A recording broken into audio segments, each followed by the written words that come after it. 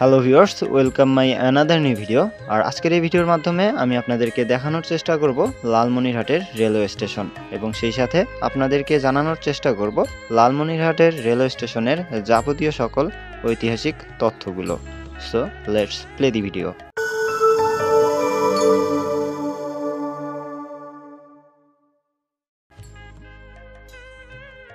শতাব্দীর শুরুতেই লালমনিরহাট রেলওয়ের গুরুত্বপূর্ণ কেন্দ্র হিসেবে আত্মপ্রকাশ করে।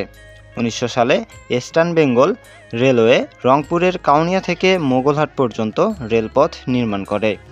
সেই সময় লালমনিরহাট স্টেশনটি নির্মাণ করে ব্রিটিশ সরকার। পরবর্তীতে বেঙ্গল ডুয়ার্স রেলওয়ে ভারতের মালবাজার পর্যন্ত রেলপথ সম্প্রসার করে। সেই সময় গোলকগঞ্জ আমিনগাঁও লাইনটি যুক্ত হলে আসামের সাথে লালমনিরহাটের রেল সংযোগ স্থাপন হয়। তৎকালীন ব্রিটিশ সরকার মোগলহাট, গীতলদহ, কুচবিহার এর সাথে রেলপথ সংযোগ করে পাটগ্রাম, চ্যাংরাবান্ধা পর্যন্ত রেলপথ তৈরি করে, যার ফলে লালমনিরহাট জংশন স্টেশনে রূপান্তরিত হয়। 1947 সালে ভারত ভাগের পর মোগলহাট রেলপথে যাত্রী চলাচল বন্ধ হয়ে যায়, কিন্তু 1995 সাল পর্যন্ত লালমনিরহাট থেকে মোগলহাট পর্যন্ত মালবাহী ট্রেন চলাচল করে। এরপর 2002 সালে মোগলহাট সেকশনটি বন্ধ ঘোষণা করা হলে লালমনিরহাট জংশন খেতাবটি হারিয়ে ফেলে।